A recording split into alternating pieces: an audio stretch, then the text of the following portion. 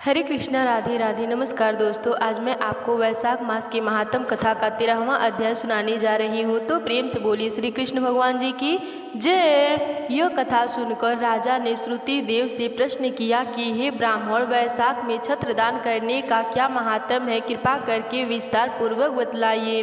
राजा के इस प्रश्न पर श्रुति देव जी कहने लगे कि जो कोई धर्म आत्मा वैशाख मास में व्याकुल महात्माओं को छत्री दान करता है उनको अनंत फल मिलता है। मैं एक प्राचीन इतिहास कहता हूँ, सुनो। सतयुग में हेमकांत नाम का बंगाल देश का राजा था और राजा सुकेतु का पुत्र तथा अत्यंत बलवान था। वह राजा एक समय शिकार खेलने वन में गया और वहाँ पर अनेक मृग और शुकरों को मारता हुआ दोपहर में बहुत थक गया तो मुनियों के आश्रम में पहुँचा। उस समय सतीचर्य नामक ऋषि ध्यान लगाए हुए समाधि अवस्था में बैठे हुए थे। उनको यह भी मालूम न हुआ कि आश्रम में कौन आया। वह निश्चित बैठे रहे और आए हुए राजा का कुछ भी सम्मान नहीं किया। इस पर राजा को बड़ा क्रोध आया और वह ऋषि को मारने के लिए आगे बढ़ा। तब ऋषि के शिष्यों ने उसे रोका और कहा कि अरे दुर्बुद्धि, सुन, हमारे गुरु समाधि होकर बैठे हैं, उनको यह भी पता नहीं कि बाहर क्या चल रहा है, इसलिए क्रोध करना उचित नहीं। तब राजा क्रोधित होकर कहने लगा कि हे ब्राह्मण, मैं थक गया हूँ और तुमने मेरा अतिथि सत्कार नहीं किया। तब शिष्यों ने कहा कि हम तो गुरु के अधीन हैं, बिना गुरु के आज्ञा के कुछ भी नहीं कर सकते। शिष्यों का ऐसा उत्तर सुनकर क्रोध से राजा ने अपना धनुष उठा लिया और कहने लगा कि मुझसे दान लेकर मेरा अन्न खाकर मुझको ही शिक्षा देते हो, ऐसा कृत्य धनों को अवश्य ही मारना चाहिए। इतना कहकर राजा उन पर बाण चलाने लगा।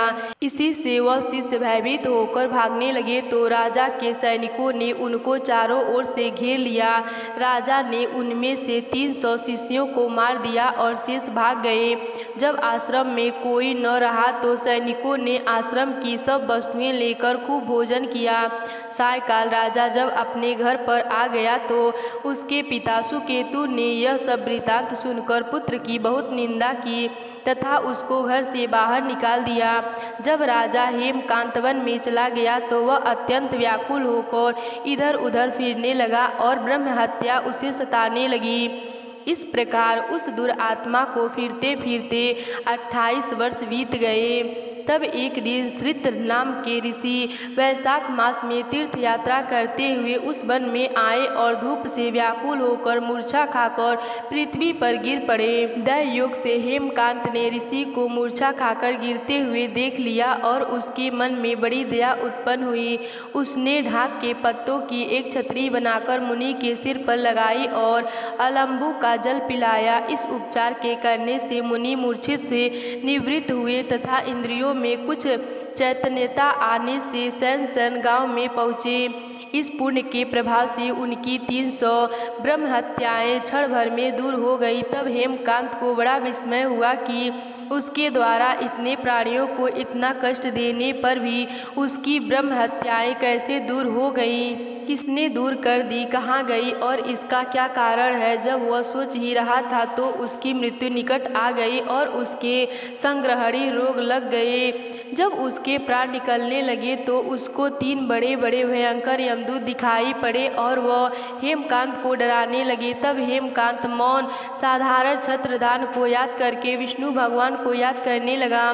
भगवान ने उसी समय अपने मंत्री विश्वसेन को आज्ञा दी कि यमदूतों को रोको और वैशाख मास में छत्रदान करने वाले हेमकांत की रक्षा करो। उसने यद्यपि बड़े बड़े पाप किए परंतु उसने धूप से व्याकुल मूर्छित मुनि की रक्षा की और वैशाख मास में छत्री दान किया, इससे निष्पास हो गया।